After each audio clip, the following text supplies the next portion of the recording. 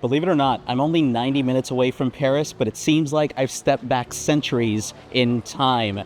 You know, we as Americans are bonded to this particular region of France, but the events of the 20th century that happened here in Normandy are only a fraction of the rich cultural history of this area.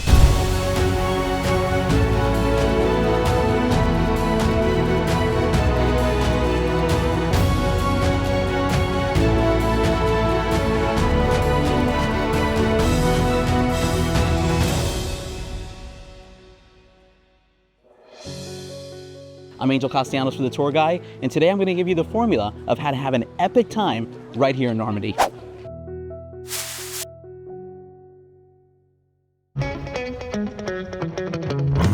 Normandy is the region located in northwest France with a long, storied history. Getting to Normandy is simple, especially if you're visiting Paris. The easiest way to get to Normandy is to take the train. Trains in France are fast, efficient, and well connected. Paris has 6 major train stations, since it's a hub for the rest of Europe. For trains headed to Normandy, you'll depart from the Gare Saint-Lazare train station located in northwest Paris near the Paris Opera House. Tickets can be purchased online, and you can keep your electronic ticket on your mobile device. Connections to Normandy from Paris via train are pretty quick. Paris to Caen is a 2-hour direct train.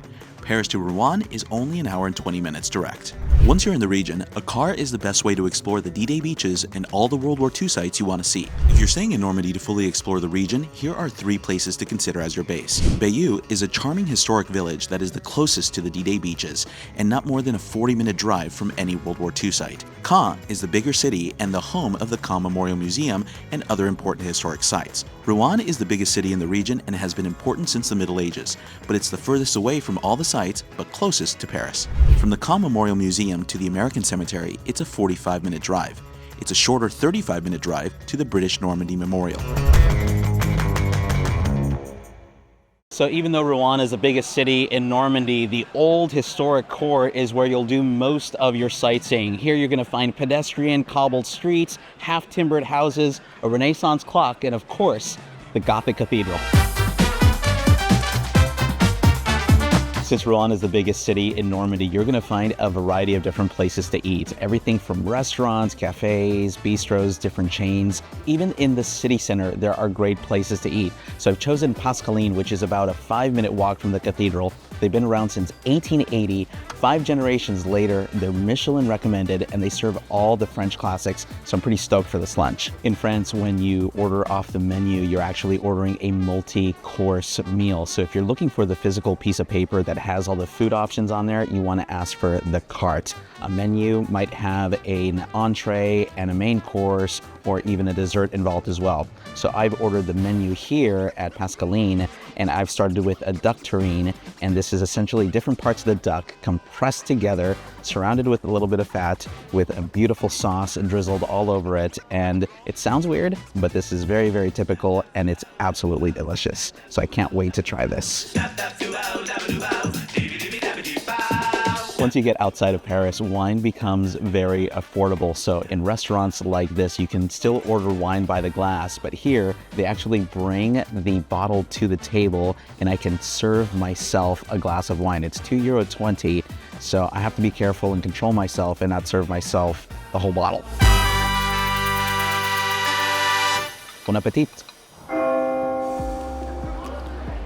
The most famous and Instagrammable site in Rouen is the grand clock that was moved from the belfry of the cathedral to this location in 1527. The pedestrian-only street it's on connects the main medieval square, Place Vieux Marché, to the cathedral. This is the medieval heart of Rouen. It's called Place Vieux Marché, and it's still a fantastic gathering place for people because it's still surrounded by half-timbered houses, lots of different cafes, and of course, the memorial to Joan of Arc. Joan of Arc was 19 years old when she died, and she was executed right here in this square on May 30th, 1431 by being burned alive at the stake. She was mostly convicted of witchcraft and heresy by an English-leaning court, but in 1920 she was canonized as a saint, and in 1922 she was declared a patron saint of France for her exemplary courage and faith.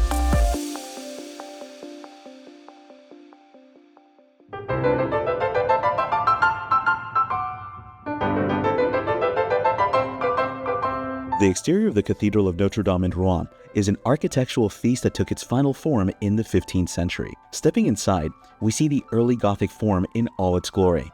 The massive nave is 4 stories high. Also inside are tombs and memorials to famous historic figures like Rollo the Viking, who was the first Duke of Normandy, and the heart of Richard the Lionhearted, King of England and Duke of Normandy. Rouen is a great base to explore the rest of Normandy, especially if you want a city with the closest connection to Paris, a small historic compact center, and lots of different hotel and restaurant options.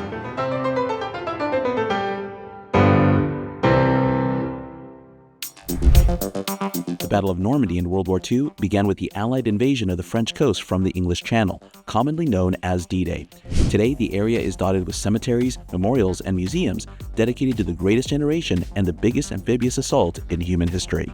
The region of Normandy is dotted with lots of different museums and memorials, but the pro move is to visit this one here first. It's the Caen Memorial and Museum, just 2 hours away from Paris. It's the best World War II museum in all of France. For something this historic and popular, you want to book your ticket or tour in advance. Parking is free right next to the museum, and the best time to visit is in the morning before 10 a.m. The museum isn't massive, so a visit should last about 1 to 2 hours max. Pre-booked tickets and tours skip the ticket line, and you can just scan your ticket QR code to enter.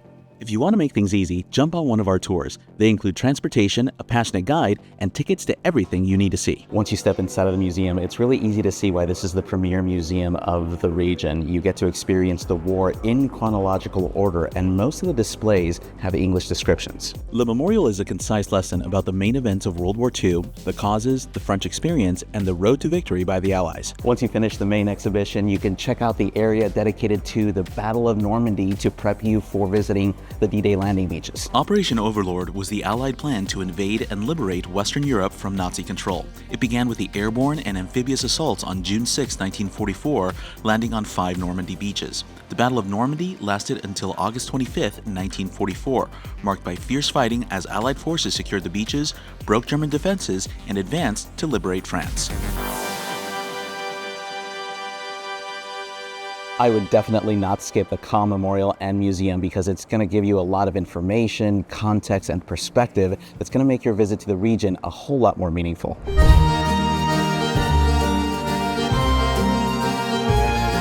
If you're going to see one other thing apart from the Caen Memorial, I would definitely check out this 11th century church and abbey that was founded by the most famous Duke of Normandy ever, William the Conqueror. It's also his final resting place.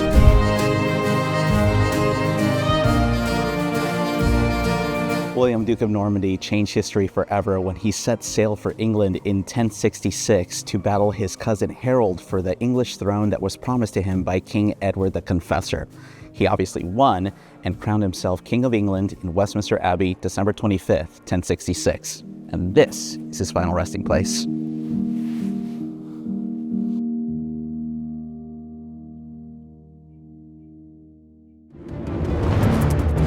Operations for the invasion of France started on the night of June 5th, with airborne troops parachuting down onto the Cotentin Peninsula just after midnight.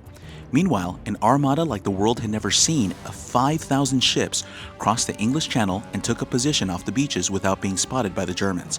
The beaches of Normandy were divided into sectors with operational names: Sword and Gold for the British Second Army, Juno for the 3rd Infantry Canadian Division, and Omaha and Utah for the United States First Army. At 5:45, the battleships opened fire on the Atlantic Wall defenses, while the landing crafts carrying the first assault waves drew closer to the beach. In the American sector, the attack began at 6:30, and at 7:20 in the British. The focus of the American attack was the 7-kilometer beach between Verville-sur-Mer and Culver-sur-Mer, codenamed Omaha. The area remains deeply marked by the intense American self-sacrifice, taking its place in history with the nickname Bloody Omaha.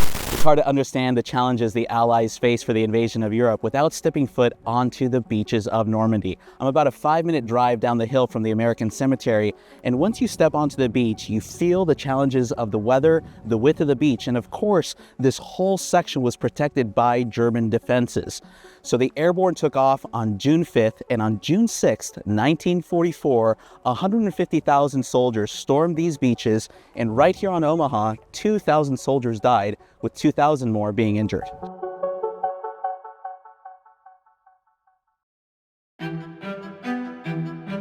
The Normandy American Cemetery ensures that future generations remember those who died and the sacrifice of all those who fought during the campaign. The cemetery is open daily and free to visit. The first step when you visit the American Cemetery here in Normandy is to come to the visitor center, and you head downstairs and there's this small museum which gives you a complete, detailed, step-by-step account of the events that happened here at Omaha Beach, June 6, 1944. The cemetery site covers 172.5 acres. As you proceed, you'll be walking through a commemorative landscape that honors almost 11,000 American men and women whose lives were lost fighting for the freedom of their world. The cemetery is located on a plateau just above Omaha Beach, and you see the white marble markers that honor the 11,000 men and women who paid the ultimate price for fighting for freedom.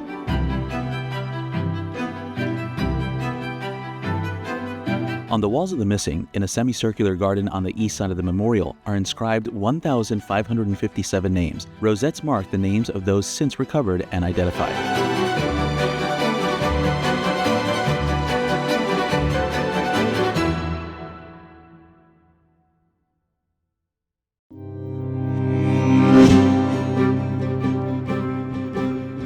A 40-minute drive from the American Cemetery is the newest memorial in the area, the British Normandy Memorial. The memorial site is parallel with the coast, just 700 meters inland, and the entrance is at the eastern edge. The coast of Normandy was divided amongst the Allies for the invasion. Omaha and Utah were codenamed for the Americans, Juneau for the Canadians, and Golden Sword for the British. Out of the 156,000 soldiers, 62,000 were British and 22,000 lost their lives right here. This is the newest site in Normandy. It's the British Memorial that was opened on the anniversary of D-Day by King Charles III himself when he was Prince of Wales. The memorial lists the names of the British servicemen and women who died on D-Day and during the Battle of Normandy in chronological order by their date of death. The 1,746 who died on D-Day are inscribed on the D-Day wall in the memorial court. A special installation called Standing with Giants is currently on display for the 80th anniversary until August 2024. I got to speak with Dan Barton, the man responsible for the charity and exhibition. And what's the goal? What's the mission of Standing with Giants? Just to keep honouring those that have fought for freedom. Standing with Giants is basically about embracing our freedom. I think everyone's got it within them. They want to remember those that gave their lives so that we might have our freedom today. How many figures do you have here? It's 1,475, and each one of those represents someone that died on D-Day itself, under British command. Well, thanks, Dan. I really appreciate your work. It's incredible to be here with you and to witness your work, and it's absolutely stunning and moving. If you get a chance, sundown, okay, or sunrise, you know. Ah, okay. Yeah. So the sun sets over here. Yeah. About 9:30. It'll be spectacular.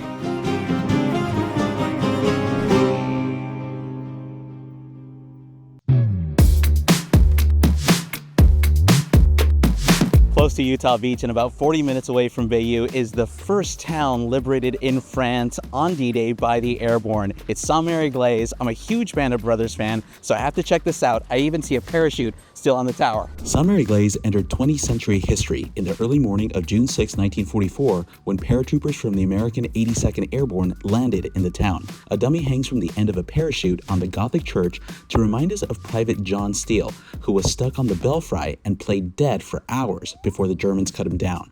He eventually escaped the Germans to continue in Normandy and make another jump at Operation Market Garden in Holland. The main reason to visit Mere Eglise is to see the Airborne Museum. The star attraction here in Mere Eglise is the Airborne Museum, and if you're a fan of the book and TV show Band of Brothers, this is something you definitely have to check out. There's a couple of different exhibits here dedicated to the 82nd and 101st Airborne that actually landed just after midnight, completely paving the way for the success of D-Day. The parachute-shaped buildings tell the heroic effort of the 101st and 82nd Airborne that arrived in the early morning hours before the D-Day landings on the beach. The museum has recently been renovated, and the displays look much better than when I first visited as a kid. The museum takes about an hour to visit.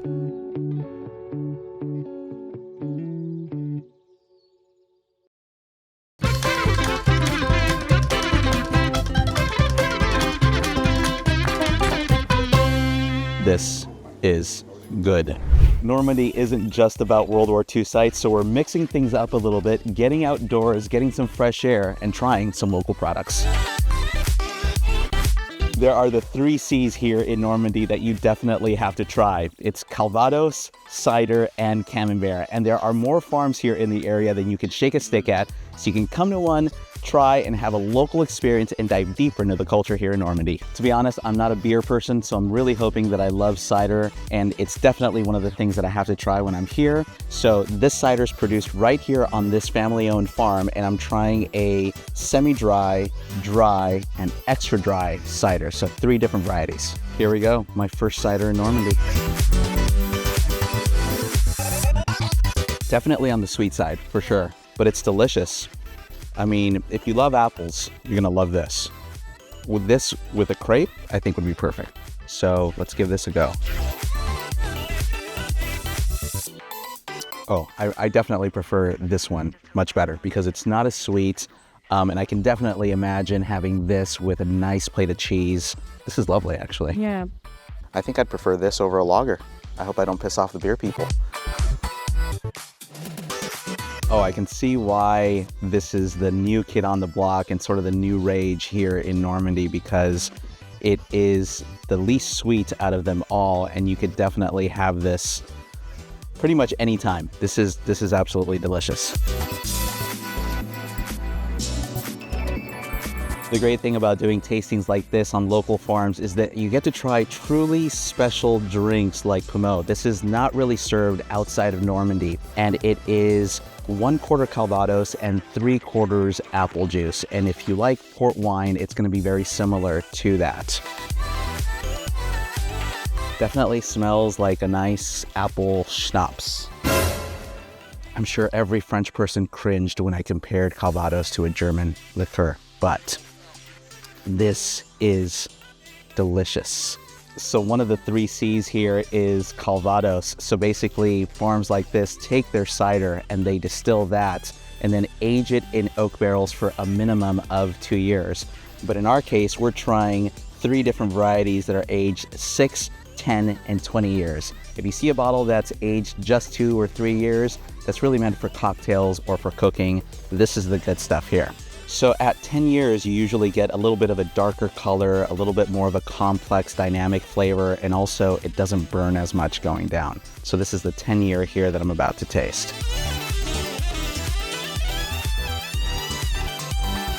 Definitely much smoother, definitely more notes of caramel, and the oak flavor of the barrel comes out a little bit more as well.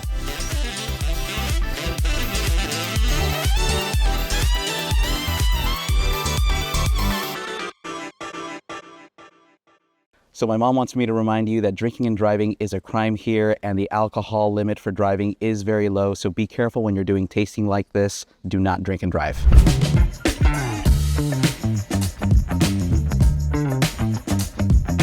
Wow. Never had that cheese before, but I love it. Cheese is synonymous with France, and one of the iconic cheeses is Camembert. It actually comes from this region in Normandy, and it was discovered in the 18th century, and ever since, it's been hugely popular in France. So take the opportunity to visit a farm or a cheese shop and get your cheese on. It's finally time to try some cheese here, and they come in 2 different ways. You can have them pasteurized or non-pasteurized, which means raw milk. And the first one I'm trying here is a Pont l'Evêque. I want to show you something really special about this, is that it comes in a square box. So the molds are square, which is something unique here, and it also has its own government designation. So this is a protected cheese that is very special. And here we go. I'm going to actually give this a try. You know, it looks like brie, it looks like Camembert, but the taste is super mild, super clean and nice, very nice. So now we have sort of the classic round-shaped Camembert here, something that you probably have seen before. You see how shiny it is, how sort of gooey the cheese is, because it is a soft cheese, and this is what you come to this part of France for. The picturesque half-timbered village of Bayeux has long been associated with the Dukes of Normandy, and it's known for an invasion. And I'm not talking about the invasion of the D-Day Beaches, but an invasion of England in 1066 by William, Duke of Normandy. The historic town of Bayeux is an ideal base for exploring the region. It escaped damage during World War II, leaving the cathedral, the restored half-timbered houses, and the pedestrian-only cobbled streets looking something like Beauty and the Beast.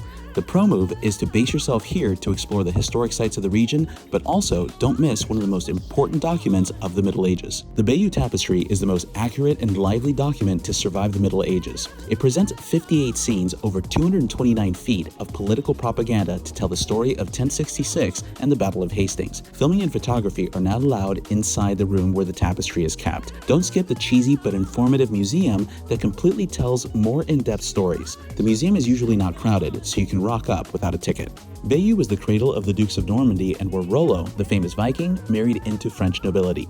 The cathedral is at the center of the old town and where you can easily walk to many outdoor cafes and restaurants. Life slows down in Normandy in the late afternoon and evening, so you might as well get back to your village or town and hit a cafe or brasserie. Even small towns like Bayeux have cool places like this where you can enjoy a beer or a cider and think about all the great sights that you've seen. So I did a DIY aperitivo here. So I came to this really cool, lively place in Bayeux, ordered a couple of different appetizers, patatas bravas, a little meze platter, some smoked salmon. This is how we get it done, right here in Bayeux. Wash down with a beer. One of the things that you should definitely consider trying when you're here in Normandy is a galette. Now, hear me out. You probably already love crepes, and those are typically sweet, but a galette is typically savory, and it's made out of buckwheat. So this one here has camembert inside of it, which is from this region. I'm also having it with cider, which again is very typical from this region. So the only thing I'm really missing is Calvados out of the 3 C's. Santé.